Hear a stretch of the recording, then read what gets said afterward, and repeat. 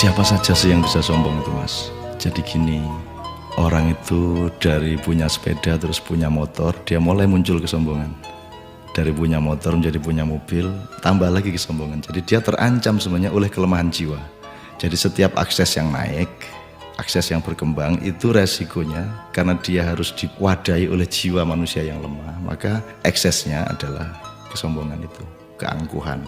Jadi singkat kata, makin kita kaya, makin terancam untuk hancur oleh kesombongan.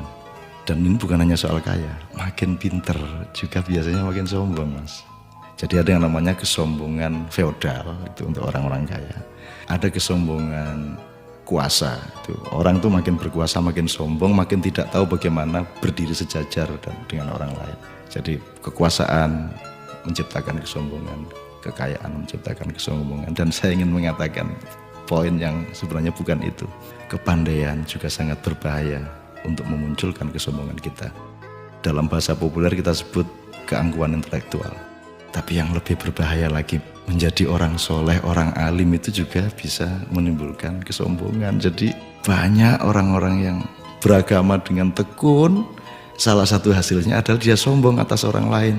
Diam-diam selalu merasa lebih hebat dari orang lain, lebih masuk surga daripada orang lain, lebih diterima Allah oleh orang lain.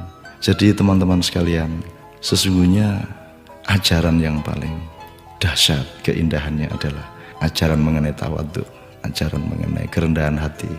Jadi orang sholat, orang beribadah itu adalah latihan untuk mencampakkan diri, bukan untuk mengunggul dan menegakkan diri. Mencampakkan diri di hadapan Allah. Kita bersujud-sujud tersungkur-sungkur supaya kita siap untuk berlaku rendah hati kepada siapapun. Karena sekarang ini betul-betul bukan hanya orang kaya, bukan hanya orang kuasa, bukan hanya orang pintar, tapi orang alim juga sombong.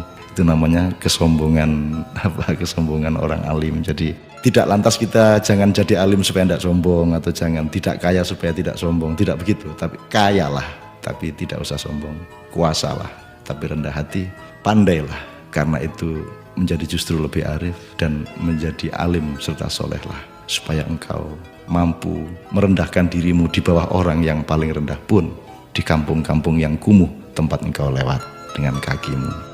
Terima kasih.